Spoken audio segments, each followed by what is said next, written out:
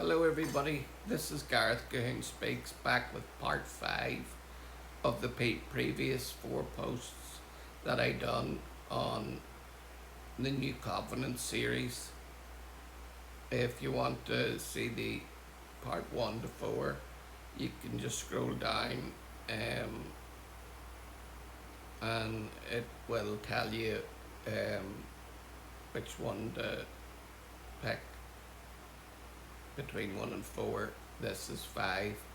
I'd like you to hit the subscribe bar, give me a thumbs up if you like the video, or hit the notification bell to be notified when I post my next post.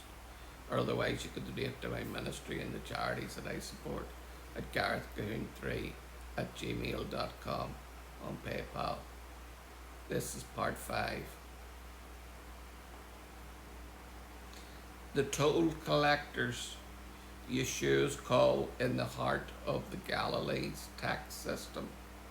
Part 5 of the Real People of the New Covenant series.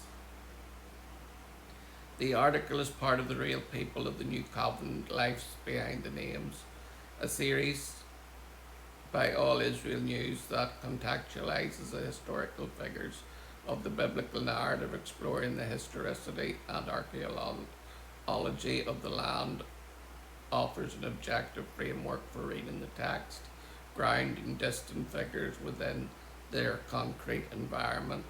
The transition of a local toll collector from his administrative booth to the circle of Yeshua'S followers marks a significant intersection of worlds.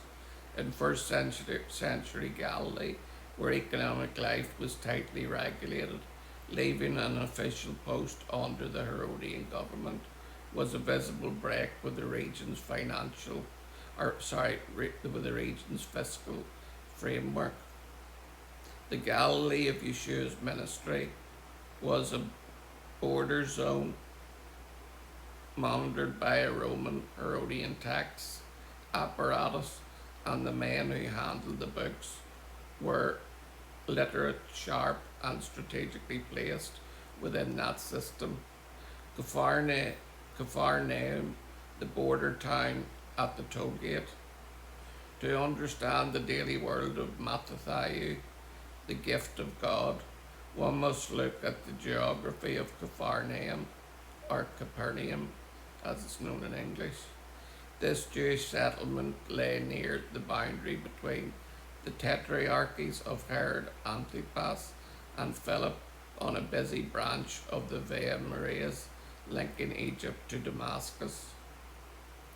Archaeology confirms Capernaum as a substantial village within basalt houses, quays on the lake shore, and signs of administration, making it a neutral checkpoint where goods and travellers crossing the border declared cargo and paid duties. Mattathieu worked at street level in this system as a local toll officer at Tollones or Moshes, collecting transit duties. Pretoria, under Herodian authority from his Tallion tax booth, he calculated tariffs on incoming goods, levied fees on local produce, and taxed processed fish travelling from the lake shore towards larger markets in the Roman world. Such work demanded literacy, fluency in Greek, administrative terms, and a meticulous approach to accounts, giving Mattathieu an original clear view of who owed what in his region. In Jewish society, toll officers were widely perceived less as neutral officials and more as institutional extortionists. Later rabbinic tradition often grouped tax collectors among professions disqualified from giving testimony in court, reflecting deep suspicions about their integrity. Their work was seen as a betrayal of communal solidarity, placing them alongside tax collectors and sinners in everyday religious language. Social friction in the circle of the disciples. When Yeshua called Mattathias from his customs booth, the impact was more than personal. It reshaped the developing circle of disciples by bringing together men poisoned on opposite sides of the same regional economy. Matthew 9, verses 9 to 13. The group already included the maritime partners of Galilee: Simeon, Peter, Andreas, Jacob, James, and Yochanan, John, experienced fishermen whose cooperative worked the lake and sustained households around it. By drawing the toll collectors into the circle, Yeshua placed people divided by reputation and livelihood around the same table, sharing resources, walking the same tax roads, and relying on a common purse. Among them were figures whose backgrounds are less clearly described, such as Yaakov ben Alphaeus, James, son of Alphaeus, rooted in the Galilean family networks, and Thomas, whose pragmatic temperament emerges in the narrative. Introducing Mattathias, visible emblem of Herodian fiscal cooperation, into this mosaic, forced men separated by stigma and economic roles to find a common language long before their message reached the wider empire. In first century Galilee, the maritime partners of Capernaum worked at the heart of primary production, with cooperatives, koinonia, dependent on weather currents and physical endurance, and were respected as working class Judeans. Mattathias, by contrast, stood in the state-linked administration at the toll house, mastering reading, calculation, and Greek vocabulary for fiscal oversight. Thus, in the gospel narratives, the former are called to draw a hidden harvest from the depth, while the latter sees his pen and organizational skill redirected to record and preserve Yeshua's words and deeds.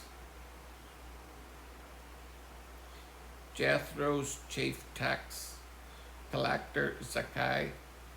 Further south, the Gospel of Luke introduces Zacchaeus, pure and innocent, described as a archithelions, a chief tax collector, and noted as wealthy in Luke 19, verses 1 to 10. Jericho was a significant economic hub, known for the valuable agricultural products and its position on the key caravan routes through the Jordan Valley. Zacchaeus was not a simple gatekeeper. As chief tax collector, he stood above ordinary talionae, overseeing a network of subordinates and managing a farm tax district, paying a fixed sum to the authorities and recouping it with profit through layered collections. In the public mind, he collaborated with the imperial tax system to draw wealth from his own people, and was widely seen as a traitor, enriched at their expense. The murmuring when Yeshua chose to stay at his house reflects this reputation.